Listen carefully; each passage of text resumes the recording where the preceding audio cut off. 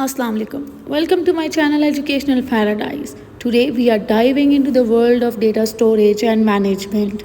Data is lifeblood of modern business, but do you know how it is stored and managed? In this video, we will break down the difference between data set and databases and discuss when to use each, helping you make informed decisions about your data strategy. So, let's get started and subscribe my channel. Now, first of all, we will be exploring dataset. Dataset has two words inside it, data and set. One by one, we will be exploring data and set, and we will join together to look what actually the dataset is. In a layman language, we say data is a raw fact figures that includes number, images and words which are collected, processed and analyzed to gain insights or support decision making. Data came from a Latin word datum, that means a single piece of information that can be measured or recorded. Whereas set is a thing that brings or put something into a specific state. So joining it together, it is a collection of data that is organized and presented in a structured, unstructured or semi-structured format in a tabular form used for the analysis. Here, it is very important to note that table and dataset are two different things. As table is a collection of rows and columns, whereas dataset are the tables or files where we store data. There are a variety of data sets like from numerical values to text to binary images, multimedia, time series, recording or audio series. You can see on the diagram this is the example of some kind of data sets that are representing average sales, sales by product, customer age.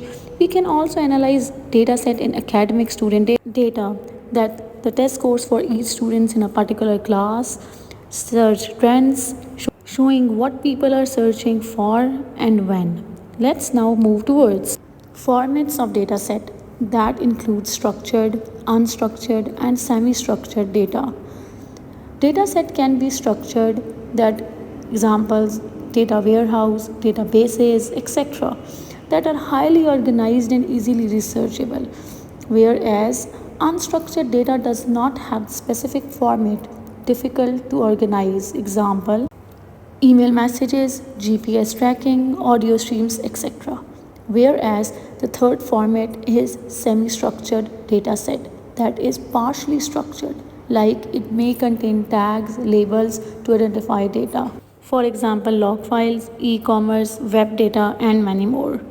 There are two types of data set, static data set and dynamic data set. The dynamic spellings are wrong here.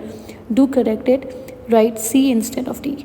Static data is that data set that does not change over time. For example, customers transaction. हम जो भी customer की transaction का data लेते हैं that is over specific time period, सिर्फ उसी period का वो डेटा होता है. Whereas the dynamic data set changes over time. It is used in many applications like real-time monitoring, online learning, streaming data analysis. For example, social media data where we are posting, commenting, likes, that data is added in real time, and every single second we are adding data on our social media accounts.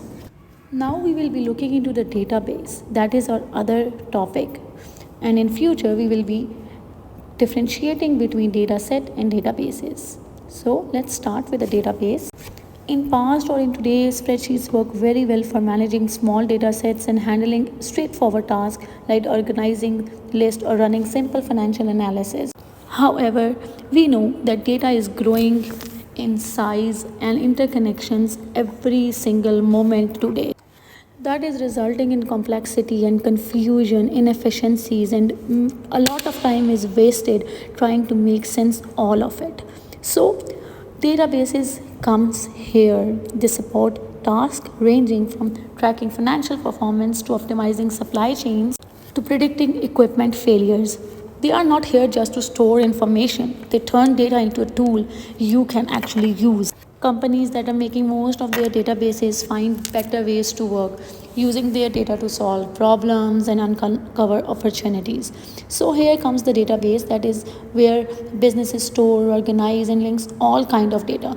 It acts as a central hub for everything from structured information like names, addresses, to unstructured content such as images and videos. By organizing and linking data, database spare you headache of hunting down information and let you actually get work done on time. As discussed, that when it comes to organizing data, we often start working everything on spreadsheets. But this approach is not scalable, so a better method is to split your data into smaller tables that have a narrower focus. In this way, you can easily organize your data in a very efficient manner and come together via relationships to form a database. Database is in reality an organized, interrelated collection of data that is stored into multiple data sets, and these data sets are stored and accessed electronically, which allows easy accessible for manipulation and updating by using database management system. We will be discussing it later what the database management system is. Examples of database is like just we are making school database. We have connections of teachers and students. And in hospital database, we have the connection of patients and doctors. So databases need connections. ठीक है? If we want to create a database of doctors and teachers, there is no relationship between doctors and teachers. So, or doctors or students or doctors or anything else like that. So in this way, we are creating relationships in databases, which we will be creating in MS Access in future. We are also using database in our daily life, in social media platforms, where we are storing our names, email addresses, and our behavior.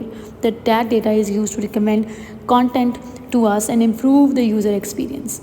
Data in database must be stored in such a way that it can be easily managed, accessed and updated. ऐसा नहीं होना चाहिए कि database के अंदर data ढूंढने से मिल ही नहीं रहा, ठीक है, वो एक डिफ़िकल्ट टास्क नहीं बनाना. There are numerous kinds of databases like relational databases, non-relational, object-oriented, graph databases, cloud databases, distributed, hierarchical and centralized databases. We will discover all these databases one by one in future videos. I have attached a small picture of database and how it will look like at the backend.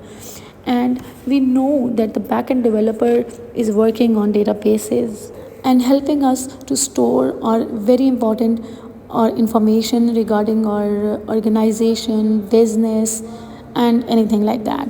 So we have started from data and moved towards information and then data set and then database.